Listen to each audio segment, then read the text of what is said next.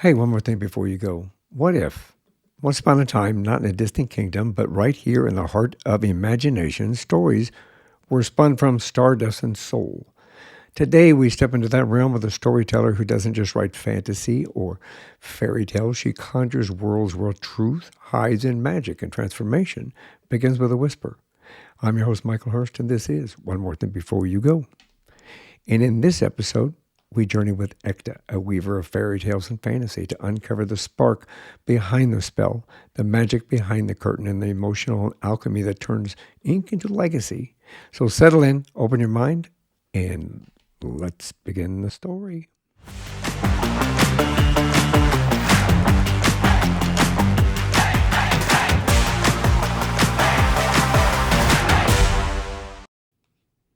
Ekta, welcome to the show. Thank you so much for having me. I really appreciate it, and I appreciate the introduction. I wasn't sure if I was going to work, but I think it flowed. It did very much. Thank you.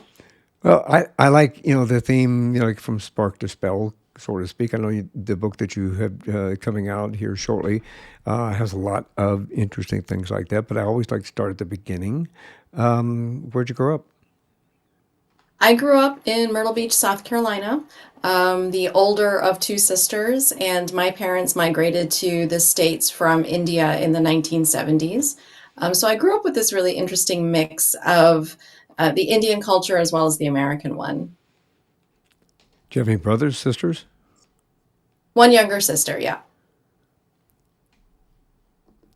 What was your family like? I mean, my father was I grew up with a writer. I grew up in a newsroom. My father was a Oh, journalist and a novelist, and so I embraced the sound of a typewriter. Actually, I'm an old guy. Sound no, of a I remember typewriter. typewriters. You Yeah. remember I grew up typewriters? with typewriters. By the time I got old enough to understand them, they were more like electric typewriters. But yeah, my family, we were very close. My parents and my sister and me, we spent a lot of time together. Yeah. And my father was an engineer, but he was also an avid reader. And his dad, my grandfather, was a journalist as well. He wrote and reported in four different languages. So I think that's kind of where the writing came to me from. And in my day job, I'm also a journalist. I'm the managing editor of a local magazine here in Central Illinois that focuses exclusively on the local community. So I do a lot of writing, but I think that love for stories and storytelling and that love for books definitely came from my dad. And so when I got older, it was fun to discuss, books that we had both read. And I definitely was the kid who was not too far from her books anywhere, even today. My nightstand next to our bed has probably at least 20 or 30 books on it. And my husband is very relieved that I now have a writing studio and we have a little bit more space where I can store all the other books because at one time he was afraid that I think all the books that I had would topple over on top of him. So, And oh, I have to laugh. I'm sorry. That's. no. Could you please? You hear the faint help? Just in the morning, help, help, help. It's your husband under all the books. It's all good. Probably. So can I ask? I mean, you write for. Let me ask you this first. Did you always want to be a writer, or would you want to be when you grow up a writer, or did you go to college, university? Yeah, I knew I wanted to be a published author at the age of 14, but my parents being immigrants, they were always very practical about the kinds of jobs that can bring you financial stability, which I didn't understand at the time being a teenager. I completely understand now being an adult, being a parent myself. Yeah. But I always knew that writing was going to play a large part of my life. And I did go to college. I have an undergrad degree in broadcast journalism, actually. I have a master's in magazine publishing from Northwestern. So, and when I was going from my undergrad to my grad school days, I actually applied as a broadcast major. And at some point, I was like, I think as much as I love writing, I do need to bring it more to the center of what I'm doing. And broadcasting is a wonderful field, but of course, as we know, it's gone through many, many changes, as media and journalism in general have. And so I decided to switch my major when I got to Northwestern and go the magazine publishing route, which I'm so glad that I did because, as I said, as the managing editor now of a local magazine here, it definitely informs my experiences on a daily basis. But I always knew that writing would be central to what I did professionally in some way, shape, or form. And I'm so grateful that that dream that I had as a 14-year-old has come through, 30 some odd years later. So, That I mean, that's amazing within itself. Obviously, coming from the news background and coming from the broadcast background, what first drew you to the world of fantasy and fairy tales? I mean, it's kind of a wide spectrum from hard, whether it's hard news or not, but hard news to fairy tales. I think I've always just reading as much as I did as a kid, reading as widely as I did. I grew up in an age when Disney was really having a moment with all of its major princess movies, the Golden Four that came out, The Little Mermaid, Beauty and the Beast, Aladdin, The Lion King that came out in the late 80s, early 90s. And, coupled with all of that, I'm a Bollywood junkie. And if you know anything about Bollywood films, you'll know that, especially going back to that time in the 90s and the early aughts, most of them kind of do feel like fairy tale ish. Where you have two people who are madly in love and they have to fight against all of these forces, and they usually get together in the end, unless it's like a more serious film, in which case one or both of them die, but it still feels fairy tale ish, right? Because they fought against the odds. And I think some of those things just sort of permeated down into what I did. And I'm able to now in my work sort of separate, sort of compartmentalize the serious journalistic stuff that I do and then the more creative stuff that I do. And it's nice to have that balance because I can go between both and, use skills for both, but also let my brain run around and have fun in both, depending on what I'm working on a given day. Well, I know we as adults, we always want to keep a hold of that. You mentioned the different story.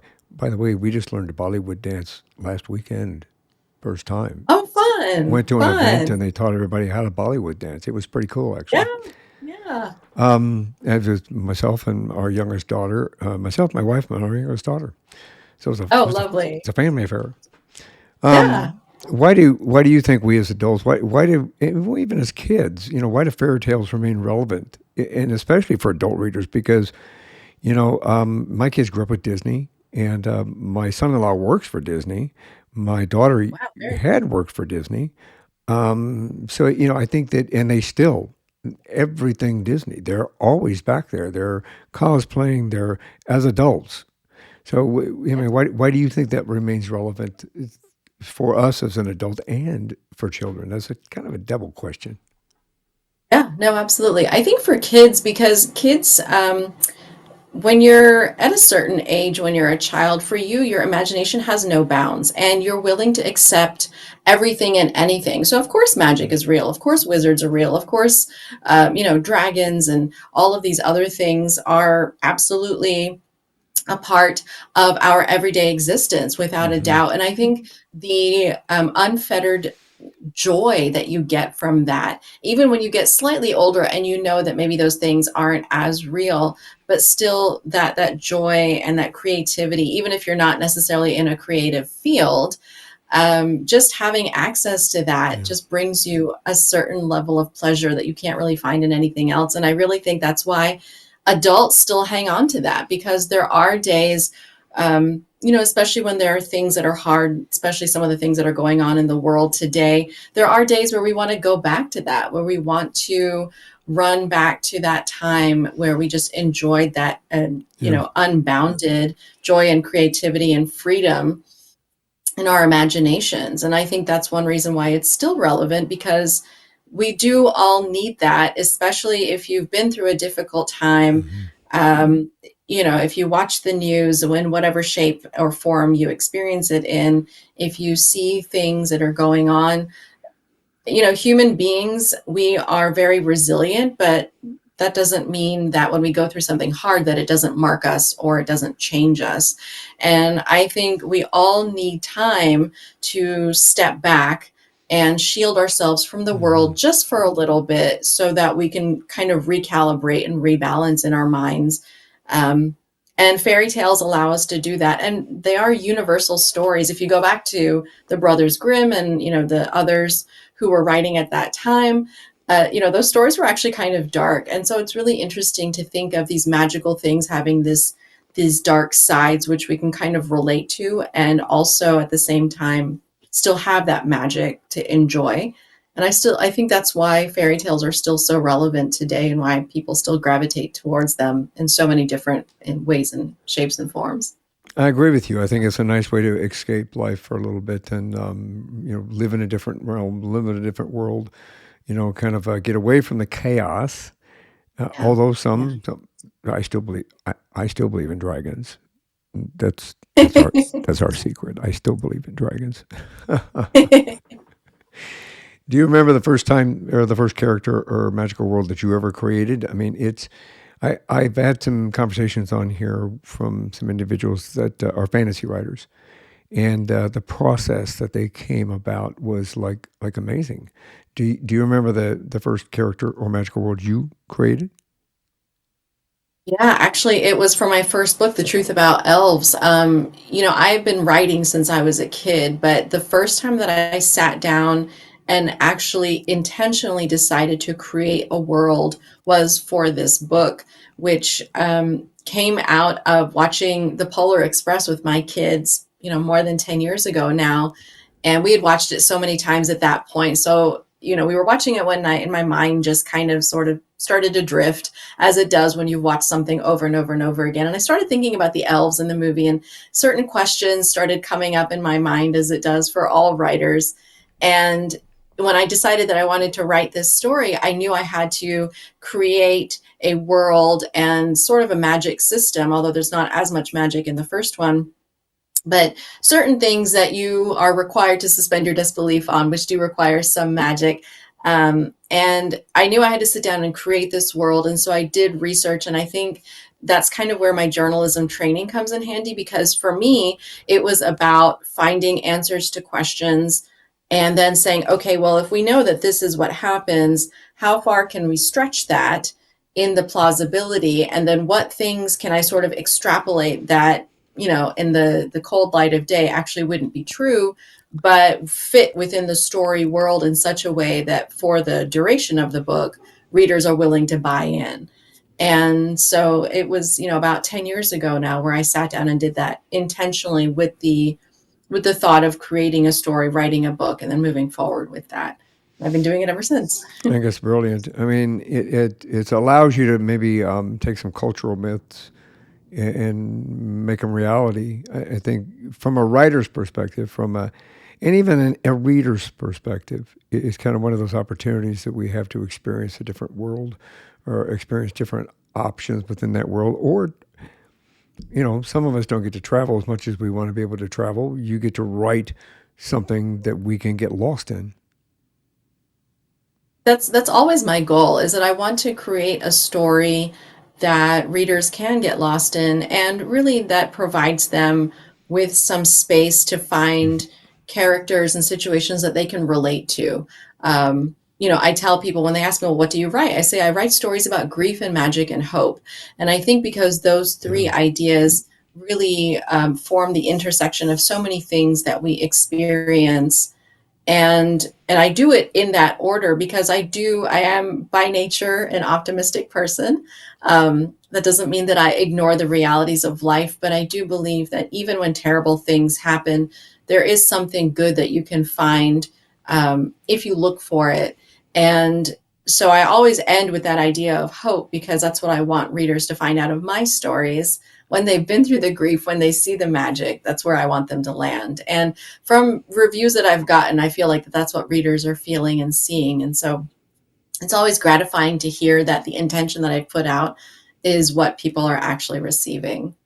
From a cultural perspective, do you incorporate any of that into your writing from your own personal experience?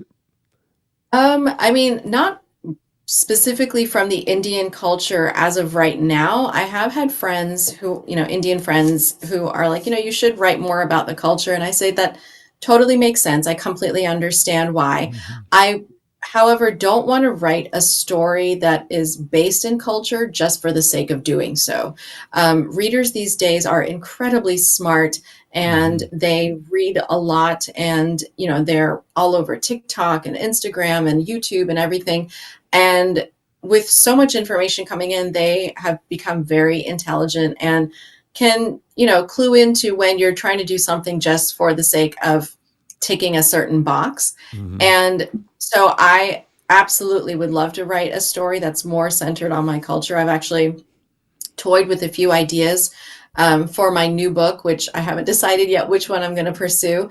But if it's going to have a cultural aspect, it's going to have one because it makes Right. sense for the story and the characters, not just because I'm Indian American and I need to write an Indian American story. From that perspective, yeah, I appreciate that.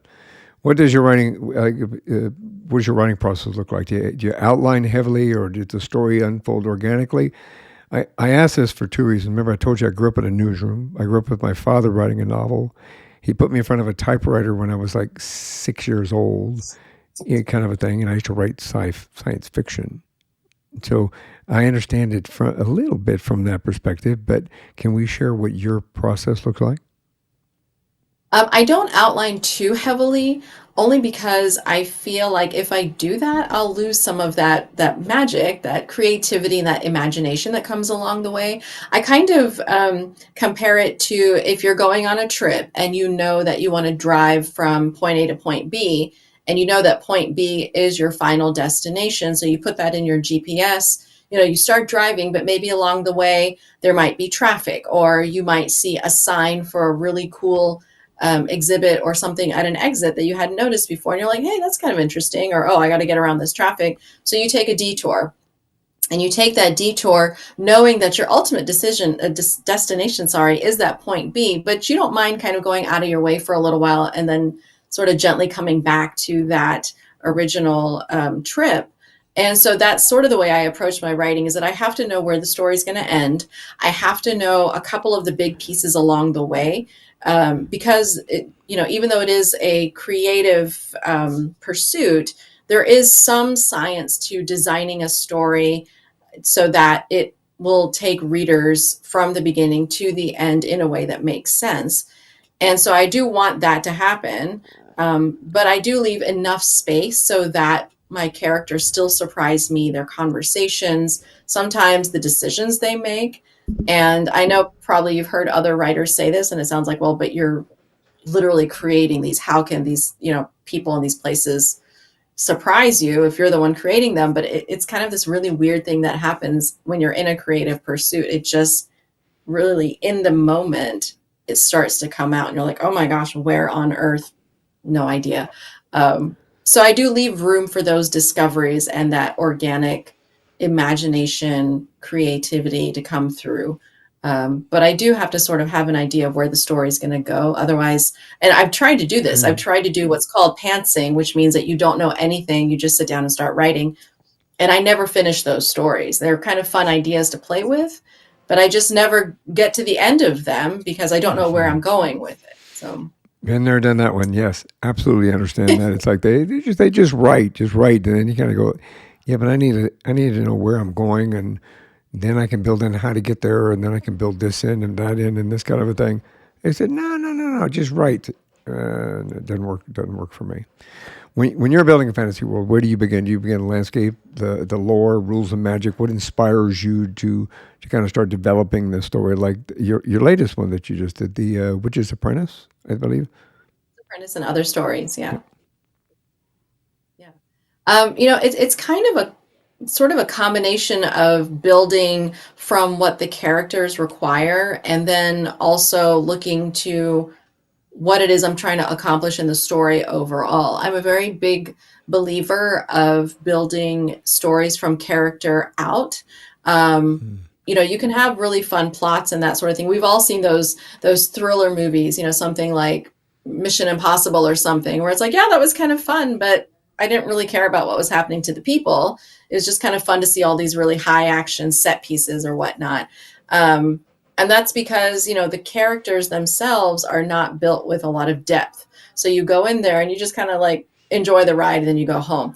But the Hmm. stories that make the deepest impact on people are the ones where the characters are so strong that you're left thinking about them, and then therefore their adventures, their conflicts, their conundrums for days onward. So I start with the characters and then I build outward from there. If a Hmm. character is running into this situation, what else do they need? What else is happening in their story world? So, for instance, in The Witch's Apprentice and other stories, the title story, The Witch's Apprentice, deals with the Wizard of Oz, and when we read The Wizard of Oz or when you watch The Wizard of Oz, we all know that Dorothy's house came from Kansas and landed on the Wicked Witch of the East.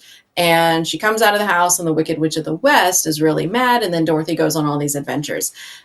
To me, I was like, what was the Wicked Witch of the East doing in the middle of the road in the first place before the house landed on her? I mean, if you read the original story, if you go back to the original book by L. Frank Baum, that whole event actually happens very early, very, very early in the book. And the Wicked Witch of the East gets maybe one or two lines, and then we just kind of move on. And so I was really curious to explore what happened to the Wicked Witch of the East and what she was doing there. And so the whole short story is built around that premise. But because it's built on an existing story, I already knew that there were certain pieces that I would have to work with, that I would have to build in. Um, and so, even for my other books, um, it sort of works the same way. I start with the character and the challenges that they are facing, and then build the story out from there. And so, I know that may not be how other fantasy writers do it. I never thought of myself as a fantasy writer to begin with, but I know that categorically that's where my books fall. And so I think I approach it slightly differently than others might. I don't have these super, super elaborate magic systems that I've been building for like 10 years or whatever. For me, it starts with the character first. Character works, and then you can put them in the land that you feel that fits, and add the magic that you think fits there. So that kind of works out really well. And I'm going to be honest with you. I grew up watching The Wizard of Oz forever and a day. I'm a cop. I never asked that question. What was she doing there in the first place? So you Yeah, just yeah. wait till my wife gets home. Well, and I mean, that was the Uh, whole point. So this little collection, it's only five short stories. And my intention was to keep it as a small book because I know in this day and age, some people can read the very long novels, but some people want a mhm. shorter read. And so I was, again, very intentionally designing this book for that audience that wants an enjoyable read, but a shorter read. And so every single one of the five stories in this book starts with the question that I started with when I started writing those stories. And yeah, every story kind of has that built into it. And Which so is that's where great. readers will know where I started from and, how the chosen story goes from there. Yeah, very cool. Very cool. Yeah, and I said I'm going to ask my wife that question when she comes home. I'm just going to yeah, just sit down. Here's a cup of tea, and I got a question because it's one of her favorite movies too. So it's pretty cool. Uh, what makes a compelling protagonist? We were talking about Mission Impossible films and things like that. Obviously, we go to Mission Impossible films to watch Tom Cruise do what Tom Yeah, of Cruise does best, right? course. Yeah, What absolutely. what makes a compelling protagonist like in a fantasy or a fairy tale setting? Obviously and I ask this because of this. When you think of fairy tale, you think what you said earlier in the conversation. You watch Disney, you watch the prince and the princess in some form or another, typically, and they've really got a direction in that story. So you always have a villain. You have the Wicked Witch, or you have whatever the case may be. So how do you kind of build upon that with new ways of compelling a protagonist in this particular setting? I think it's about remembering that a good protagonist is someone who for all intents and purposes, is an ordinary person placed in extraordinary circumstances. And it is the writer's job to come up with those extraordinary circumstances and then to keep pressing them on the protagonist, who generally, across the board, like most people in real life, wants to avoid as much conflict as possible, doesn't want to change because change is hard and it's uncomfortable. And really, that person starts out that, their day or the story just wanting to go about their normal life. They don't want to have to deal with anything hard or scary or out of their comfort zone. They're really just a normal person.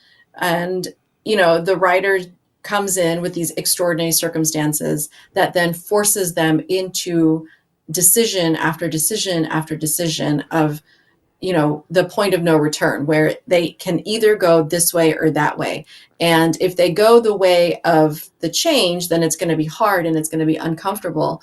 If they decide not to change, that could technically be a choice, but it will still change everything around them. So they have to figure out which way are they going to go. And if a writer is doing their job the way they should, the protagonist will pick the hard route and they'll go along the way. And then they think, okay, well, I've gotten through this, so I think I'm good.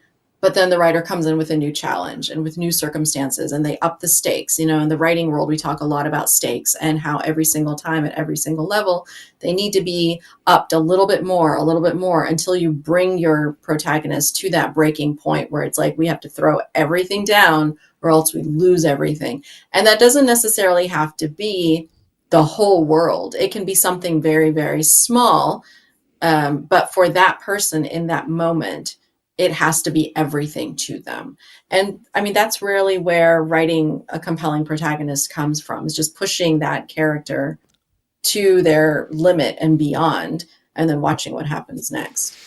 Yeah, I think that I think that it puts us in a position where we can relate to it. We've all been in their footsteps. We've all been in their shoes, and we've walked that path way before. And you can say I wasn't able to achieve, and now I can experience this person or this character achieve that, and it might give me self of satisfaction to understand that I can do it too.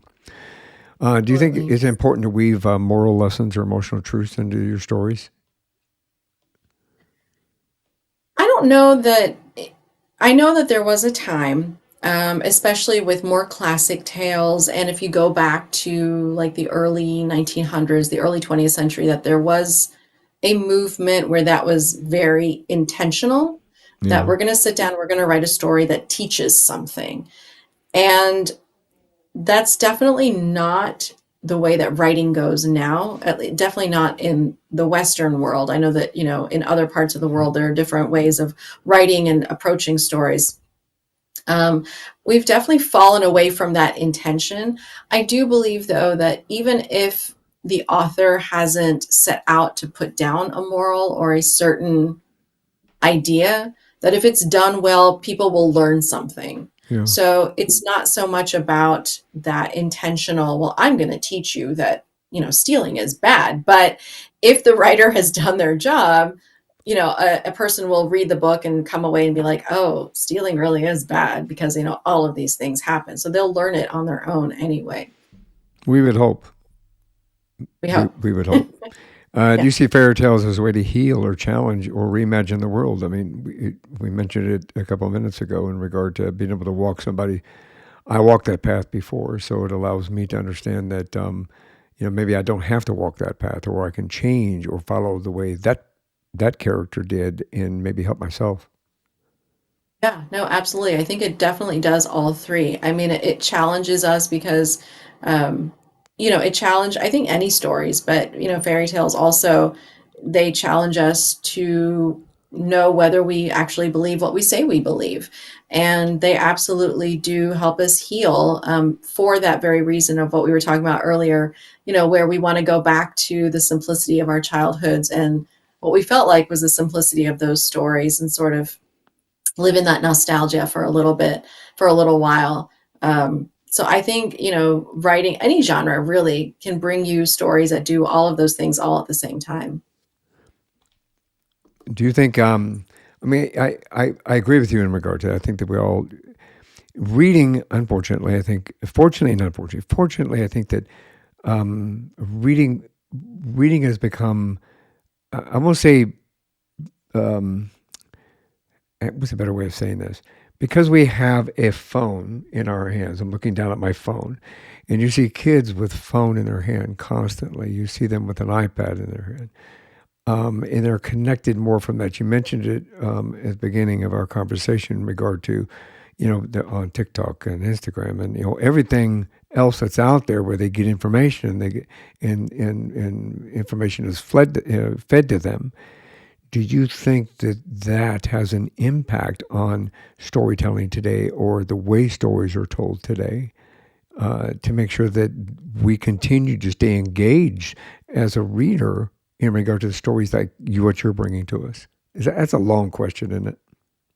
Yeah, no, I mean, but I definitely completely understand what you're saying. I mean, there are many studies that have shown and that are ongoing that continue to show that absolutely social media and digital technology has altered how we process information, how we retain information, and how we then turn around and share that information with other people.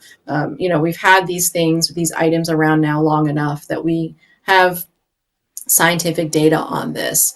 And in some ways, yes, um, reading is different. How kids read today is different, and how they encounter stories is definitely very different.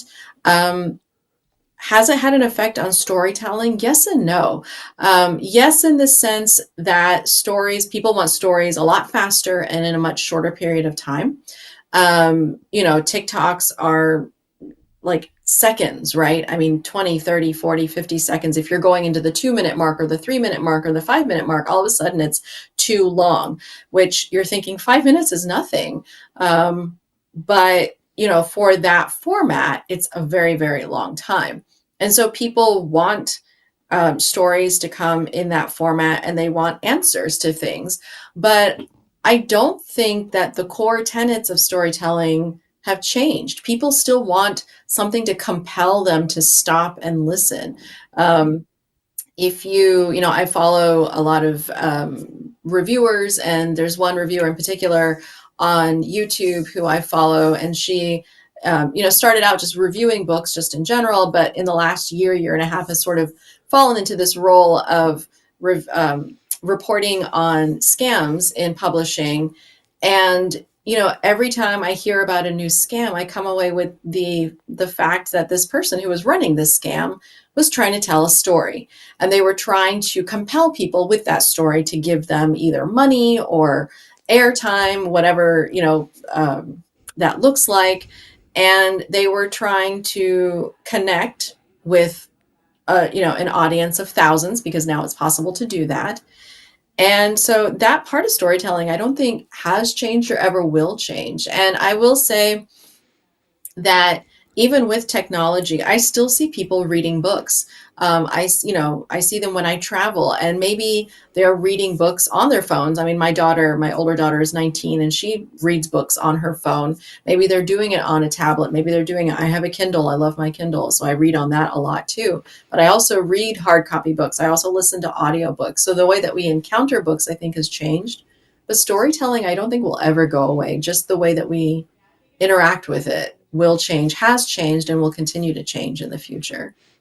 Yeah, I agree with that. I personally, because to be honest, and my audience, my viewership know this. I was disabled on a work thing. I got injured in line of duty, and it created some health issues for me and so forth. So I cannot hold a book and read the book from that perspective.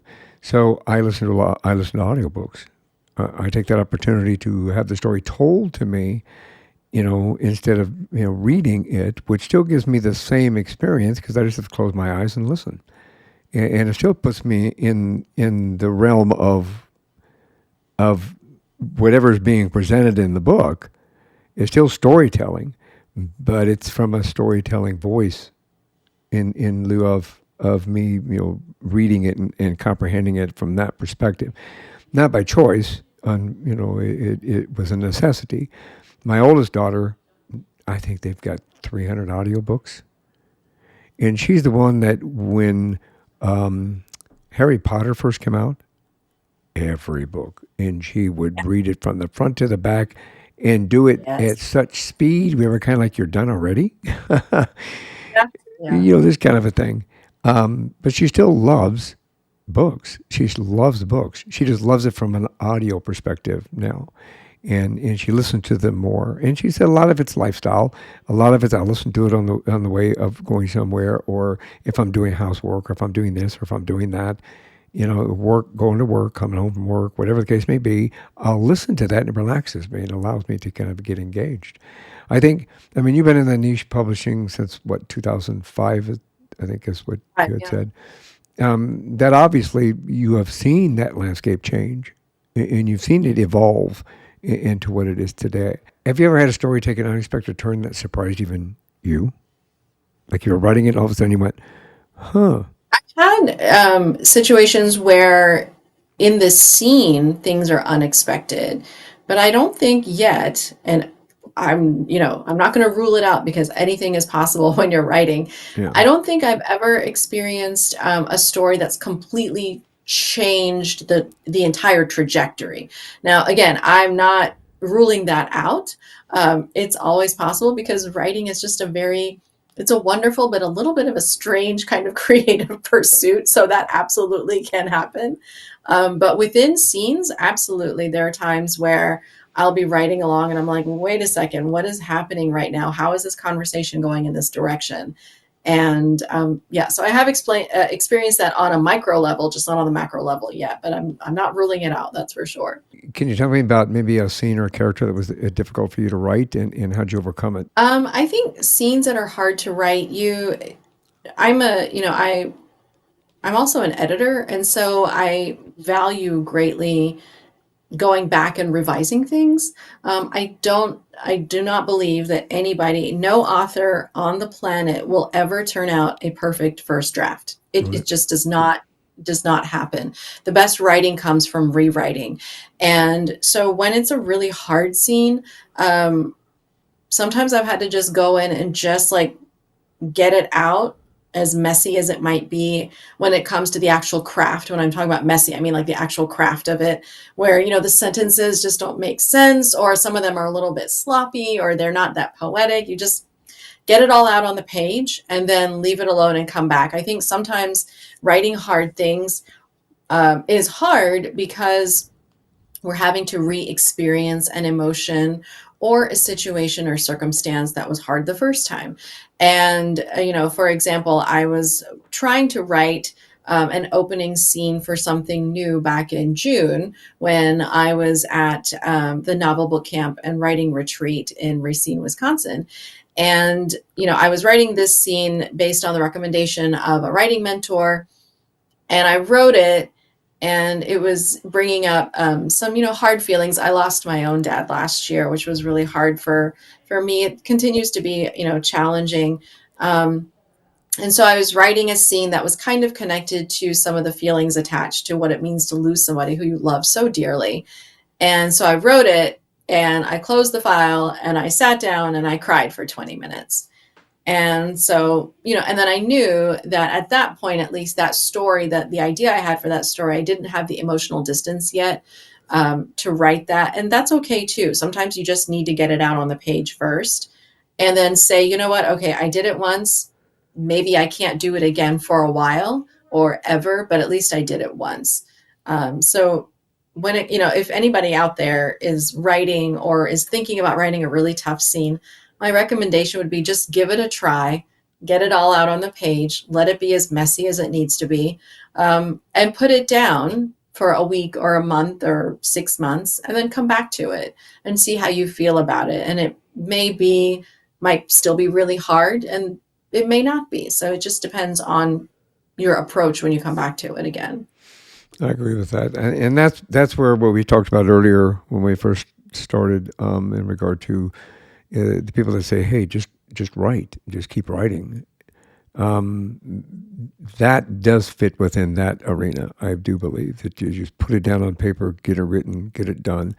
We talk a lot about loss on this program, especially in the first few years of it, and overcoming that and how to get over that and not being able to say what you didn't get to say before they walked out the door and lost them kind of situation. And that's the advice that we give from there to journal it and write it and put it down. Just thought I'd throw that in there. Just it's important. Um, this is um, this is one more thing before we go. What advice would you give to someone who wants to start writing but doesn't know where to begin? I am a firm believer in engaging in every part of the creative pursuit that you're trying to be a part of. So if you want to write, I recommend highly that you also read a lot. Um, I kind of put it as you wouldn't go to a doctor if that person had never been to medical school. So don't start writing if you've never read anything. Start reading, figure out what it is that you like about the things that you read. And then when you actually want to sit down and start writing, you literally can just sit down and start putting together, it can start with a bullet list. Here's what I want to write about. I really like thrillers. I really like romance. I really like, this type of story or that type of story. Just give yourself the grace of making a list. You don't have to create a masterpiece. Again, as I said before, no author on the planet has turned out a flawless first draft. It just does not happen. And it's kind of funny because I was writing about this earlier today to somebody else, that we don't talk enough about the granular level of writing, how hard it is Mm-hmm. at that base level. It really is a matter of building it in layers, and kind of like you would build a cake. And, if you want that cake to rise, and if you want all of those layers to sit properly, you have to have the right amount of sugar and the right amount of salt and the right number of eggs and all those things, which if you look at them individually, you're like, this is just salt, this is just cream for the frosting. But when you put them all together, you have this gorgeous creation that's really tasty. But that doesn't come from some magical, mythical place. It comes from the hard parts of building those layers little by little. So start with a bullet list of what you like and, what you enjoy, and then find a character, come up with a situation, or find a character, or start with a writing prompt.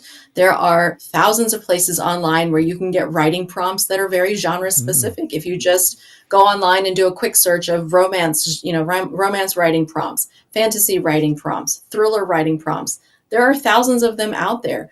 Comb through a few of them, pick one that kind of piques your interest, and then just start playing around with it. Like, I have a character. You don't even have to come up with a compelling name to begin with. Call the character Susie for all that matters. Just, okay, Susie is, working in a bookstore, and here's what happens to Susie, and then go from there. And just remember, it's about engaging with the craft. So read a lot. Um, and if you really want to take it to the next level, then start looking into books or websites that deal with the craft, and start educating yourself, and, treat it like you would any other professional pursuit, if that's your choice to go that route. But have fun with it. That's the most important thing, is have fun. That's brilliant, brilliant words of wisdom. I think that we all should take those to heart, not just with writing, but Yeah, with life in absolutely. general. Absolutely. I'm sorry for your loss. Um, let's tell everybody how. I know that you do some workshops and you have a podcast and you've got three books. Uh, well, we'll have three books. The Witches Apprentice is coming out, and tell us when that's coming out, please, and how to get a hold of you. Yeah, no, absolutely. Well, The Witch's Apprentice actually just released last week, August 12th, which I am super excited about. It is a micro collection of short stories based on the fairy tales and nursery rhymes that we all know and love, and it fills in the gaps of those stories by answering very serious questions like, why did Jack and Jill need that pail of water in the first place? You can find that and my other two award-winning books on my author website, ektagarg.com. That's EKTARGARG.com. And you can also find my podcast there. I talk about great books and how to write them, where I take a book that I've recently loved and then I talk about it and I offer writing exercises based on that for writers. And so if you're just starting out, please do check that out. And anything that you need as far as my socials and everything else, you can find on my author website. And I would love to hear from you. Whether you have questions about writing, whether you've read any of my books, I would love to hear from you, because one of my most favorite things to do is talk to writers and readers and book lovers. I mean, I could talk about books all day. So please do reach out. Yeah, I will make sure all that's in the show notes as well and on the webpage at beforeyougopodcast.com, so that they have an easy way of connecting you from their point as well. Ekta, you reminded us today that fantasy isn't an escape, it's a mirror, and a map is sometimes the key. So I appreciate what you brought to us. Thank you very much for sharing your wisdom in your journey. And I look forward to another conversation down the road when your next book comes out.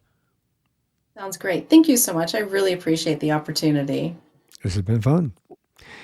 If this episode sparks something in you, share it, pass it on, let the magic ripple outward. I am Michael Hurst. This has been One More Thing Before You Go. So until next time, keep telling your story. Never stop believing in the wonder of your own voice.